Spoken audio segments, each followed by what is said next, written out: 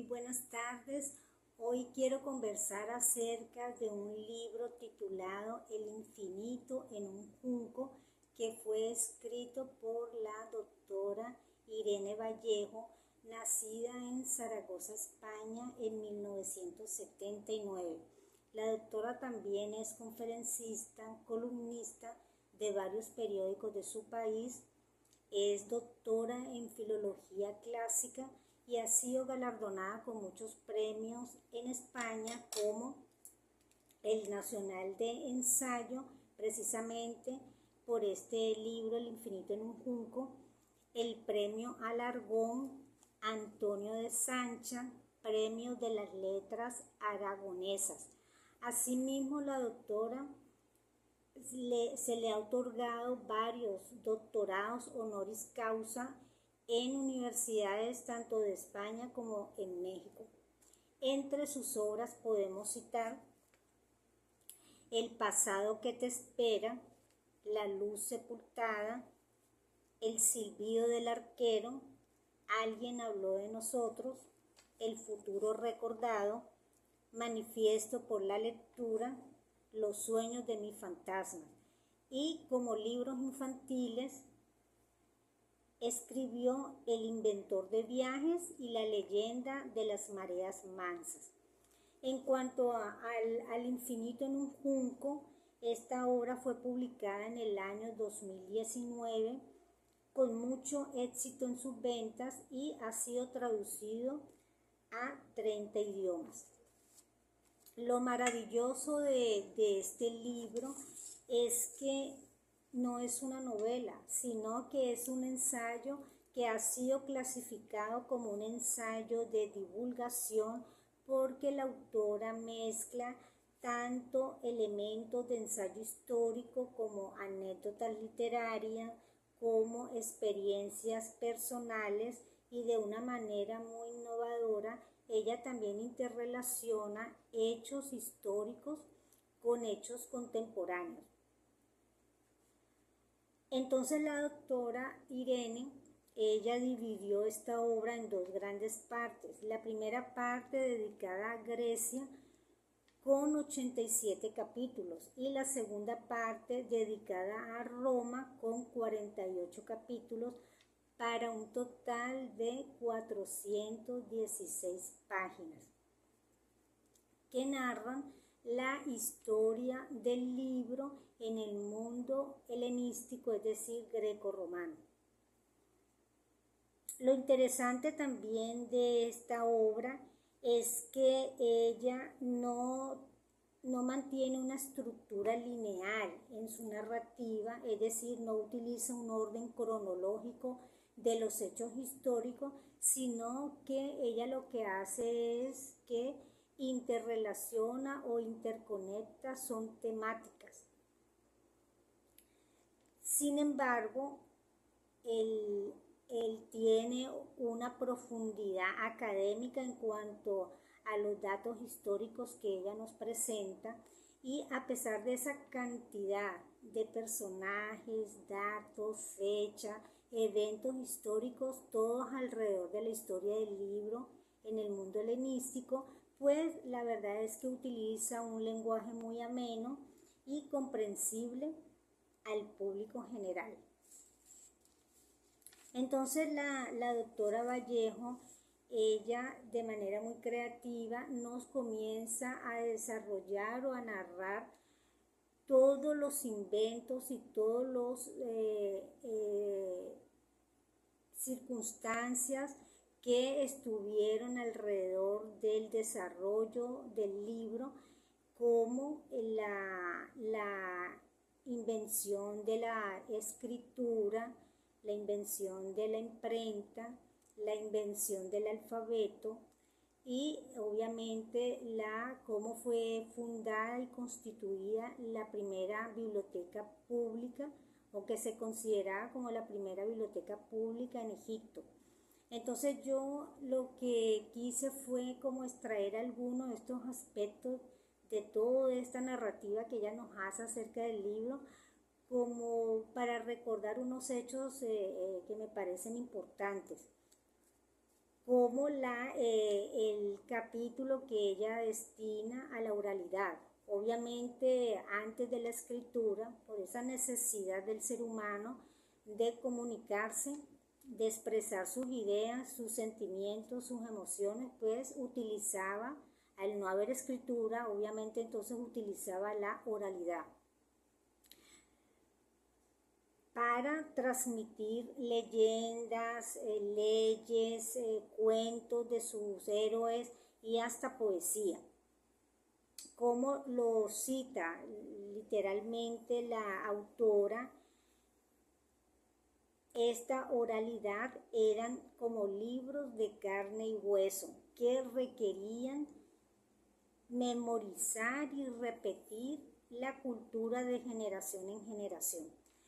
Entonces pone como ejemplos los poemas que se le fueron adjudicados a Homero, como la Ilíada y la Odisea, y como dato histórico nos señala que la Ilíada estaba comprendida por 15.000 poemas y la Odisea por 12.000.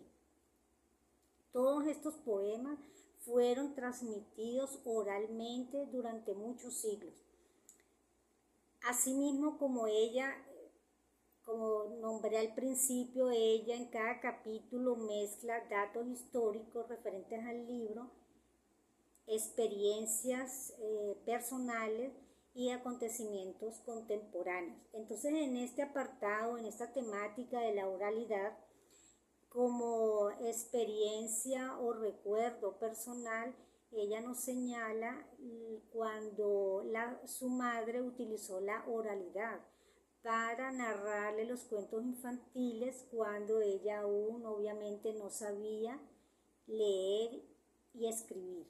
Y en cuanto al evento contemporáneo relacionado con esta temática de la oralidad, nos señala que en el año 2016 le fue otorgado el Premio Nobel de Literatura al cantante y poeta nacido en Estados Unidos, Bob Dylan. Con esto lo que nos quiere decir la autora es que a través de la historia pues ha coexistido la oralidad con la escritura. Más adelante ella continúa con los inventos relacionados al libro como son el inicio de la escritura. Y recordemos que los griegos, obviamente a través de su conquistador, su rey guerrero Alejandro Magno, pues extendió su imperio hasta territorios muy lejanos como Mesopotamia y Egipto. Entonces allí precisamente en Mesopotamia los sumerios fueron los primeros que se reseñan que utilizaron las tablillas de arcilla para comenzar a usar el primer sistema de escritura basada en dibujos, que eran los pictogramas. Eso ella señala que fue como alrededor del año 3500 a 3000 a.C.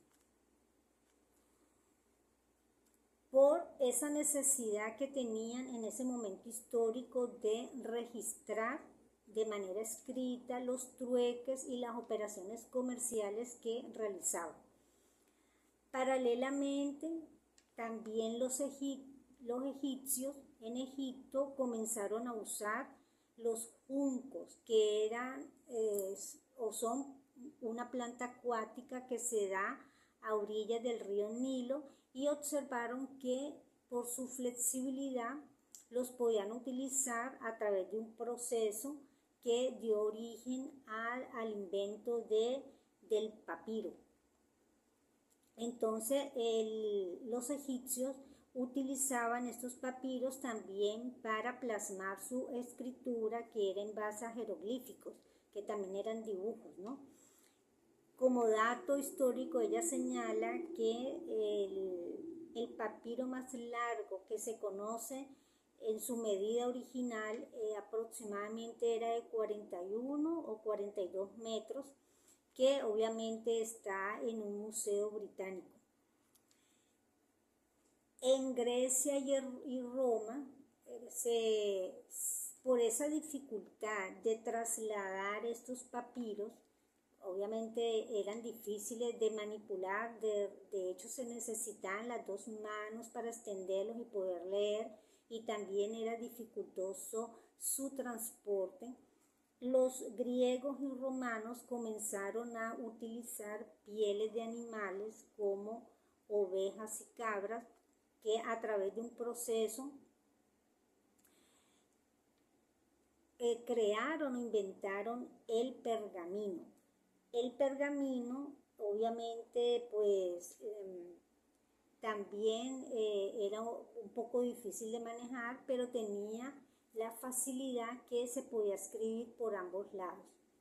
Y fue en el siglo IV después de Cristo que los grecorromanos comienzan a crear un formato, mejor dicho, el primer formato del libro que se conoce, que se dio a llamar el códice, que eran estas hojas de pergamino, pero dobladas, y como se podían escribir por ambos lados, lo que hicieron fue ponerles dos tapas de protección de madera, y las hojas de pergamino las cosían o las enrollaban o las unían, mejor dicho, con argollas de madera.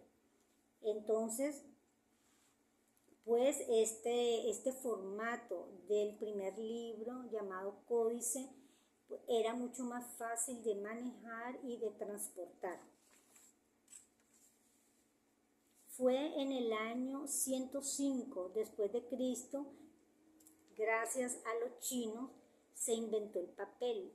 También a partir de plantas y árboles como el bambú y la morera, que a través también de un proceso largo crearon o inventaron el papel, y más adelante lo adoptaron en la forma de códice. Obviamente, con este material el papel era mucho más barato y más fácil de manejar y de transportar. También la doctora Vallejo nos comenta otro invento que está alrededor del libro, que es el alfabeto. El alfabeto se inicia con los jeroglíficos de los egipcios, pero que estos jeroglíficos, esta manera de escritura, pues era bastante compleja, y estaba como muy circunscrita a una élite que sabía leer y escribir, porque eran muy complejos, ¿no? Entonces se van desarrollando realmente con el desarrollo del alfabeto, participaron muchas culturas, ¿no? Se fueron desarrollando estos jeroglíficos para hacerlos como más sencillos y menos extensos en los símbolos, en los dibujos, y salió o se inició el sistema proto-sinaítico, y luego el fenicio, que fueron los que sirvieron de base para el desarrollo del alfabeto griego y latino, que es el que nosotros utilizamos. De hecho, este invento del alfabeto, que fue durante muchos años y, como dije anteriormente, participaron muchas culturas, es tan magnífico que actualmente nuestro alfabeto, que solamente tiene 27 letras, con esas 27 letras podemos armar toda la cantidad de ideas, de sentimientos, de emociones, y las podemos transmitir, armar oraciones con tan solo 27 letras. Entonces, también la autora nos señala como otro invento relacionado al libro, la primera máquina que se hizo como que dio origen a la imprenta, y que fue gracias a un orfebre alemán, Gutenberg, en el siglo XV, y realmente revolucionó la producción masiva del libro, porque antes de la imprenta se transcribían, era a mano. Entonces, en esta temática que ella habla del desarrollo y la evolución del libro, nos comenta como hecho contemporáneo que en el año de 1971 es que se da inicio al libro digital y es en el año de 1981 cuando se comercializa su uso. Entonces ya no es el papel que tenemos como soporte para la fabricación de los libros, sino el archivo electrónico, es decir, hemos pasado del papel a la pantalla. También, entre otros de los grandes inventos que están relacionados con el libro, es la que se considera la primera biblioteca pública, que es la Biblioteca de Alejandría en Egipto, porque antes obviamente habían bibliotecas, pero estaban circunscritas al ambiente privado, para algunos reyes, emperadores o eruditos. Entonces realmente se considera que la primera biblioteca pública que tuvo acceso a un público más general es la Biblioteca de Alejandría. Y en su historia, claro, es un poco larga, la autora dedica varias páginas a la historia, el desarrollo y a la destrucción de esta biblioteca. Yo solamente voy a citar algunos datos que me parecen importantes recordar, que por recordemos que Alejandro Magno pues extendió el imperio greco-romano o el griego hasta Egipto, ¿no? Hasta Alejandría.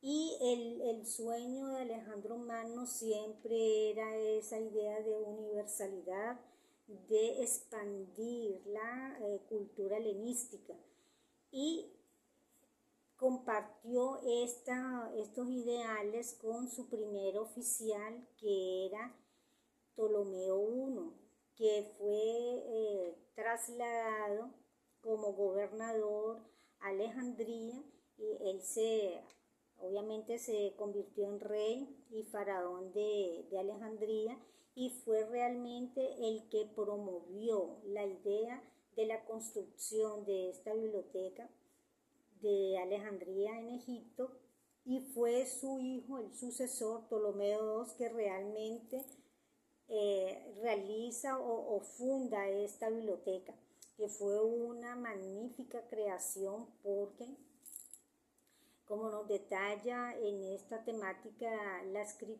autora citada, pues tenía como tres partes esta gran biblioteca. Una parte era dedicada obviamente a la custodia y a la ubicación de los papiros, que era realmente la biblioteca, pero tenía otra edificación que era el Museo de Alejandría, y tenía también una institución académica dentro de la misma instalación, donde alojaban a los eruditos, que eran los encargados de copiar y traducir todos los demás papiros que ellos compraban de otras culturas, para que fueran traducidas al griego y tenerlas ahí en esta biblioteca de Alejandría. Entonces, como hecho contemporáneo relacionado a esta temática, ella nos recuerda que en el año 2002 fue inaugurada la Biblioteca de Alessandrina, o mejor dicho, inspirada en la antigua Biblioteca de Alejandría en Egipto, como símbolo del poder del conocimiento. También ella nos comenta pues todos los enemigos todos los enemigos que ha enfrentado a través de la historia los libros, desde los papiros, pergaminos hasta el papel. Y nos lo comenta como en dos grandes aspectos, todos los relacionados a los factores naturales, como son los incendios, las inundaciones, los conflictos sociales cuando habían guerras, los insectos, ¿no?, los roedores, y la humedad en ciertos lugares que obviamente producía moho y destruía los papiros. De hecho, ella comenta que la vida promedio de un papiro eran 200 años y por lo tanto tenían que estarlos copiando para poderlos preservar a mano, ¿no? Los copiaban a mano.